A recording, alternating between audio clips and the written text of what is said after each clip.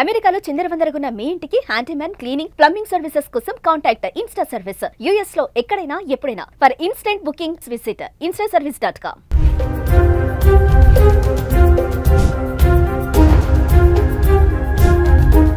Hi hello నమస్తే, welcome back to Suman TV. ప్రస్తుతం మనతో పాటు ఉన్నారు consumers affairs committee chairman Mandari Krishna Reddy గారు. నమస్తే సార్. నమస్తే అమ్మా. సార్, చూసుకుంటే ఐటీ రంగంలో వర్క్ స్ట్రెస్, ప్రెషర్ ఎక్కువైపోతుంది. మరి రీసెంట్గా పూణేలో ఒక అమ్మాయి సూసైడ్ చేసుకుంది. వర్క్ స్ట్రెస్ భరించలేక వీక్ అంతా వర్క్ చేయడం, సాటర్డే సండే మళ్ళీ కొత్త టెక్నాలజీ పైన స్టడీ చేయడం, మండే మళ్ళీ బ్యాక్ టు ఆఫీస్ అనమాట. వాళ్ళకి వర్క్ కూడా 12 hours ఉంటుందంట. అంటే ఐటీ సెక్టార్లో సూసైడ్స్ అనేవి బాగా పెరిగిపోతున్నాయి అనేసి అయితే ఒకటి చూస్తున్నాము. దీని గురించి ఏం చెప్తారు సార్? ఐటీ టెక్నాలజీలు పని గంటలు పెరిగిపోవడానికి, పని దినాలు పెరిగిపోవడానికి ముఖ్యమైన కారణాలు ఏమిటంటే, ఒకటి డ్రాస్టిక్గా ఎక్కువ మందిని తీసేయడం జరుగుతోంది. తీసేసిన వాళ్ళ పనిని ఉన్నవాళ్ళ మీద ప్రెషర్ పెంచడానికి ప్రయత్నం ఫుల్ఫిల్ చేయాలి వాళ్ళు. అందువల్ల ఏమైందంటే పని గంటలు పెంచాల్సి వచ్చింది, పని దినాలు పెంచాల్సి వచ్చింది. రెండోది ఏంటంటే కొత్త టెక్నాలజీ నేర్పాల్సి వస్తుంది వాళ్ళకి. ఇప్పుడు మనకు ఆర్టిఫిషియల్ ఇంటెలిజెన్స్ ఏదైతే ఉందో అది రోజు రోజుకి కొత్త పుంతలు దొక్కుతుంది. రోజు రోజుకి దాంట్లో మార్పులు వస్తూ ఉన్నాయి. ఆ వస్తున్న మార్పులు ఎప్పటికప్పుడు అందిపుచ్చుకోకపోతే ఈ కంపెనీ వెనకబడుతుందనేట్టు భయంతో ఉన్నటువంటి ఎంప్లాయీస్కి ఏఐ టెక్నాలజీని నేర్పించేందుకు ప్రయత్నం చేస్తూ ఉన్నాం. ఈ ఏఐ టెక్నాలజీ నేర్పించాలంటే దానికి సాటర్డే సండే మాత్రమే సాధ్యం అవుతుంది. ఎందుకంటే మిగతా రోజుల లోపల రెగ్యులర్ వర్క్ ఉంటుంది. ఆ రెగ్యులర్ వర్క్ కాదని చెప్పి దీన్ని నేర్పడం మొదలు పెడితే రెండింటిని కాంబినేషన్ సరిపోదు. కాబట్టి సాటర్డే సండే ఇంతకుముందు మనకు 5 రోజులు పని విధానం ఉండేది. 5 రోజులు పని చేసి 2 రోజులు స్ట్రెస్ తీసుకోవడం వల్ల ఆ 2 రోజులు కాస్త వాళ్ళు హ్యాపీగా గడిపి ఇవన్నీ మర్చిపోయి మళ్ళీ 5 రోజులు పని చాలా బాగా చేసేందుకు ప్రయత్నం చేస్తారు. ప్రపంచవ్యాప్తంగా కూడా 5 days విధానం ఎక్కువగా ఉంది. ఎక్కువ వెస్టర్న్ కంట్రీస్ నుంచి వచ్చింది ఇది. 5 రోజులు వారంలో గాడిదలాగా పనిచేయి, 2 రోజులు గుర్రంలాగా పరిగెత్తు, నువ్వు కావాల్సినవన్నీ అనుభవించు. 2 రోజుల లోపల నువ్వు ఆనందాన్ని, సంతోషాన్ని పంచుకో. ఆ ఆనందాలు, సంతోషాలతోటి నువ్వు ఉల్లాసంగా ఉండి నీ మనసునంతా కూడా ప్రశాంతంగా చేసుకొని అప్పుడు వర్క్ మీద కాన్సన్ట్రేట్ చేస్తే వర్క్ బాగా చేయగలుగుతావు, ఉత్సాహంగా చేయగలుగుతావు అని. అంటే ఈ వర్క్ను మరింత ఉత్సాహంగా జరపడానికి 2 రోజులు సెలవులు ఇచ్చారు. కానీ ఇప్పుడు ఏమవుతుంది, ఆ 2 రోజుల్ని ఏఐ టెక్నాలజీ నేర్పించడానికి ఉపయోగిస్తున్నారు. ఒకవేళ అది నేర్చుకోకపోతే మరి మన కంపెనీ వెనకబడిపోతుంది. మన కంపెనీ వెనకబడిపోతే మిగతా కంపెనీలు ముందుకెళ్ళిపోతే మనకు ఆర్డర్స్ రావు. ఆర్డర్స్ రాకపోతే మనం డబ్బు చేసుకోలేము. డబ్బు చేయలేకపోతే మీకు శాలరీస్ ఇవ్వలేము. తర్వాత ఇంకా మరి పూర్తిగా కంపెనీనే మూసేయాల్సిన పరిస్థితి ఏర్పడుతుంది. కాబట్టి ప్రపంచంలో ఉన్న మిగతా కంపెనీలతో పోటీ పడాలంటే ఖచ్చితంగా మన కంపెనీ కూడా కొత్త టెక్నాలజీని అందిపుచ్చుకోవాలి. కొత్త టెక్నాలజీ అందిపుచ్చుకోవడం అంటే ఇప్పుడున్నటువంటి క్లయింట్స్ని మనం వదులుకొని, ఇప్పుడున్న బిజినెస్ వదులుకొని చేయడం కాదు. 5 రోజుల పాటు పని దినాలు పెంచుతున్నాం. ఈ పని దినాలు పెంచి మీకు పని టైంలు కూడా, పని దినాలే కాకుండా పని వేళలు కూడా పెంచుతున్నాం. ఇంతకుముందు 6 గంటలు 8 గంటలు పనిచేసి ఇప్పుడు 12 గంటలు కూడా పనిచేయాల్సిన పరిస్థితి, 10 గంటల నుంచి 12 గంటలు ప్రయాణం చేసిన పరిస్థితి ఏర్పడుతుంది. అంటే ఉదయం వెళ్ళిపోయి రాత్రి దాకా దాదాపుగా ఆ పని చేసి వెనక్కి వచ్చి మళ్ళీ రెస్ట్ కూడా తీసుకునే అవకాశం లేదు. కాబట్టి మళ్ళీ పొద్దున్నే మళ్ళీ బయలుదేరి వెళ్ళడం, సాటర్డే సండే కూడా పనిచేయడం వల్ల పిచ్చెక్కిపోయే పరిస్థితి ఏర్పడుతుంది. ఎందుకంటే ఒక వాతావరణానికి అలవాటు పడిపోయి, ఒక లిమిటెడ్ పని దినాలకు, పని వేళలకు అలవాటు పడి, లిమిటెడ్ పని దినాలకు అలవాటు పడి మిగతా 2 రోజులు తమ సొంత పనులు చేసుకోవడానికి పెట్టుకొని కాస్త రిలాక్స్ అవ్వడానికి, కొద్దిగా హ్యాపీగా ఉండడానికి రకరకాలుగా ప్రోగ్రామ్స్ ముందే తయారు చేసుకొని ఉల్లాసంగా జీవితం గడపడానికి అలవాటు పడ్డటువంటి టెక్కి సంబంధించిన అంత టెక్నాలజీ సంబంధించిన పీపుల్ అంతా కూడా ఒక్కసారి వాళ్ళ జీవన గమ్యంలో తేడా రావడం, ముఖ్యంగా అసలు ఉద్యోగం ఉంటుందా పోతుందా అనేటువంటి మానసిక ఒత్తిడి ముందు ప్రారంభమైంది. ఈ మానసిక ఒత్తిడి ఒకవైపు బాధపడుతుండగానే రెండో వైపు ఏంటంటే పని వేళలు పెరిగిపోయినాయి. ఇంకో మూడో వైపు ఏంటంటే పని దినాలు పెరిగిపోయినాయి. ఇట్లా ఇన్ని రకాల ప్రెషర్స్ను తట్టుకోలేక ఈ మధ్య పూణేలో అభిలాష్ అనే ఒక అమ్మాయి, ఆమె 21 years ఏజ్, తండ్రి 21 అంతస్తులోంచి దూకి తను చనిపోవడం జరిగింది, ఆత్మహత్య చేసుకోవడం జరిగింది. అంటే ఈ పని ప్రెషర్ ఒక్కోసారి మానసికంగా ఏం చేస్తుందంటే టోటల్గా పూర్తిగా మనుషులకి దెబ్బతీస్తుంది. మానసికంగా పిచ్చితనం వస్తుంది, ఒక మ్యాడ్నెస్ వచ్చేస్తుంది, డిప్రెషన్లోకి వెళ్ళిపోతారు. ఒక విధానానికి అలవాటుపడ్డ మనుషులు సడన్గా వాళ్ళ విధానాలు మార్చుకోవడం వల్ల మొత్తం టోటల్గా జీవన విధానమే మారిపోయే అవకాశాలు ఉంటాయి. తద్వారా చాలా ఇబ్బందులు వచ్చే అవకాశం ఉంది. కార్ల్ మార్క్స్ అంటే మాక్సిమ్ గోర్కీ అనేటువంటి ఒక రచయిత అమ్మ అనేటువంటి ఒక పుస్తకం రాశాడు, మదర్. చాలా ప్రపంచ ప్రసిద్ధి చెందిన నవల ఇది.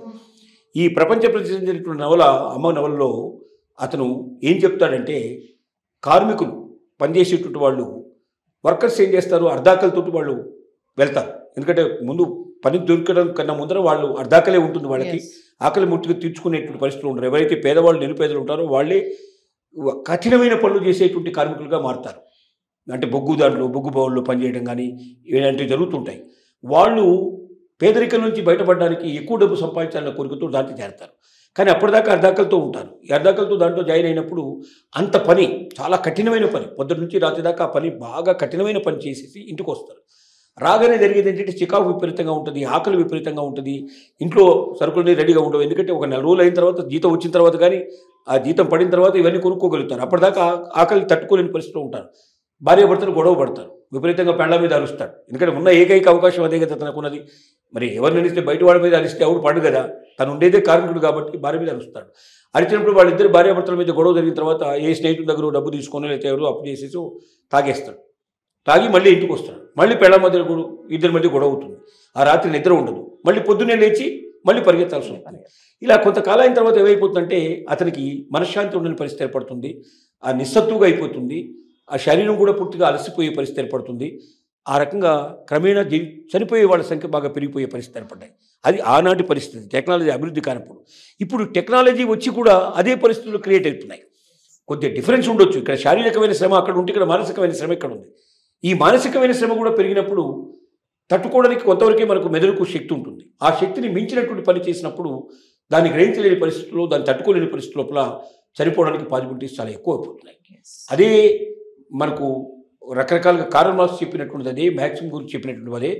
ఒక పనికి అలవాటు పడ్డ మనిషి జీవితంలో ఏమవుతుందంటే తన కోరికలు, తన కాంక్షలు, తన ఆలోచనలు, తన అభిరుచులు మొత్తం చంపుకొని ఒకదాని వైపు ప్రయాణం చేయాల్సి వస్తుంది.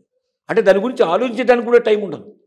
మనిషి ఎప్పుడైతే ఆలోచనలు పెరిగి, జిజ్ఞాస పెరిగి, జీవితం మీద కాంక్ష పెరిగి, అభిరుచులు, ఆనందాలను మనం ఎప్పుడు అనుభవిస్తూ ఆ అనుభవాల నుంచి, ఆ ఆలోచనల నుంచి ఇంకా నా అనుభవాలు పెంచుకోవాలంటే నాకు ఈ ఉద్యోగం చాలా ఉపయోగపడుతుంది, ఇంకా నా అభిరుచులు బాగా నెరవేర్చుకోవాలంటే ఈ ఉద్యోగం నాకు ఉపయోగపడుతుంది అంటూ ఒకవైపున అభిరుచులు నెరవేర్చుకుంటూ, సంతోషాలను అనుభవిస్తూ, సుఖాన్ని అనుభవిస్తూ, తనకు నచ్చిన పనులు చేసుకుంటూ ఈ పనిని కూడా చేయమంటే సంతోషంగా చేస్తాడు. కానీ అవన్నీ వదిలేసి, నీ మనసు వదిలేసేయి, నీ అభిరుచులు వదిలేసేయి, నీ ఆలోచనలు వదిలేసేయి, నీకు సంబంధించినటువంటి నీ వాళ్ళందరినీ కూడా కొంచెం పక్కన పెట్టేసేయి, ఇక ఇప్పుడు నువ్వు దేనికోసం బతుకుతావు అంటే ఈ పని కోసమే బతుకొని చెప్పినప్పుడు మనిషి ఏమవుతాడంటే యాంత్రికంగా మారిపోతాడు తప్ప అతనిలో మానవత్వం లోపిస్తుంది.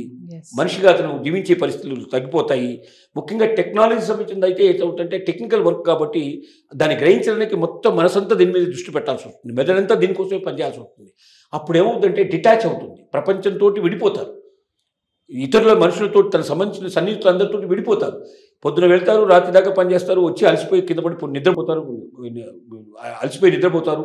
ఆ నిద్రపోయిన తర్వాత పొద్దున లేచి మళ్ళీ పని జ్ఞాపకం వస్తుంది, టక్టక తయారైపోయి పరిగెత్తుకుంటూ పోతారు. అంటే యాంత్రికం, ఒక మెకానికల్ లైఫ్ అయిపోతుంది తప్ప సృజనాత్మకత లోపిస్తుంది మనిషిలో ఎప్పుడైతే సృజనాత్మకత లోపిస్తుందో ఆ మనిషి తను ఎదగడం లోపల వెనకబడిపోతాడు, మానసికంగా కుంగిపోతాడు. శరీరం మాత్రమే పనిచేస్తుంది, మనసు పనిచేయడం ఆగిపోతుంది. టెక్నాలజీ మనసుతో కూడా పని, శరీరమే కాదు మనసుతో చేసే పని టెక్నాలజీ. కాబట్టి ఏమవుతుందంటే ఇక్కడ శరీరం అలసిపోతుంది, మనసు కూడా ఒక రకంగా అలసిపోయే పరిస్థితి ఏర్పడింది. మనసు శరీరం ఎప్పుడైతే అలసిపోయిందో డిప్రెషన్ స్టార్ట్ అవుతుంది.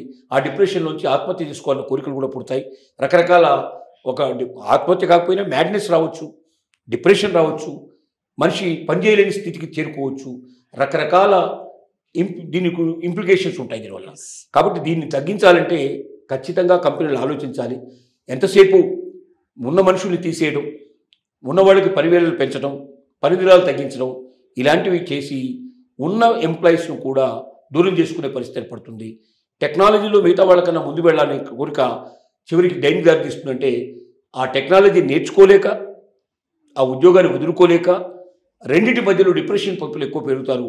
ఇలాగే జపాన్లో కూడా ఇలాగే జరిగింది కొంతకాలం. జపాన్ లోపల ఇలాంటి టెక్నాలజీ మీద ఎక్కువగా జనాల్ని ఎక్కువ కాలం పనిచేయించడం, ఎక్కువ పనివేళలు పనిచేయించడం వల్ల కొంతమంది జపానీయులు మరణించినట్టుగా జపాన్ టెక్నాలజీ సంబంధించిన వంశం మరణించినట్టుగా మనకు చరిత్ర చెప్తోంది. కాబట్టి చరిత్రలంతా దృష్టిలో పెట్టుకొని ఇప్పటికైనా కంపెనీలు కళ్ళు తెరిచి వీలైనంత వరకు వాళ్ళ ఎంప్లాయీస్కి రిక్రియేషన్కు లోటు లేకుండా మానసికంగా వాళ్ళు ఉల్లాసంగా ఉండడానికి ఏమేం చేయగలుగుతారో అన్నీ చేయడానికి ప్రయత్నం చేస్తూనే ఒకవైపున వాళ్ళు ఈ రంగంలో నెగ్గాలి అంటే ముందు తన వాళ్ళని చూసుకోవాలి. ఎంప్లాయీస్ని ఎప్పుడైతే కష్టపెట్టి బాధపెట్టి వాళ్ళకి శారీరకంగా యంత్రాల్లాగా పనిచేయడం మొదలుపెడతారో అప్పుడు వాళ్ళకు సెన్సిటివ్నెస్ కోల్పోతారో ఆ కంపెనీ కూడా పూర్తిగా మూతపడాల్సిన పరిస్థితి ఏర్పడుతుంది. దీన్ని దృష్టిలో పెట్టుకొని మరొకసారి పునరాలోచన చేసి కంపెనీలు తమ యొక్క విధానాన్ని మార్చుకుంటే తప్ప అత్యుత్తంగా ప్రపంచంలో నిలబడలేమని చెప్పి మాత్రం ఖచ్చితంగా మనం చెప్పగలం. ఎస్, అంటే ఏఐ వల్ల ఉద్యోగాలు పోతున్నాయని కాకుండా ఇప్పుడు ఏఐ వల్ల ప్రాణాలు కూడా పోతున్నాయని అనుకోవచ్చు అంటారు. ఖచ్చితంగా. ఎస్, భయానికి గురై. మరి అంతే కదా, ఇప్పుడు ఏఐ తర్వాత ఏం చేస్తుందో తర్వాత సంగతి. మరి ముందే దాన్ని ఆహ్వానించడంలోనే ఒకవేళ ప్రాణాలు కోల్పోతే, దాన్ని ఆహ్వానించడంలోనే డిప్రెషన్ లోనైతే వాళ్ళు జీవితం మీద ఆశలు కోల్సిన పరిస్థితులు ఏర్పడతాయి. Yes, thank you sir.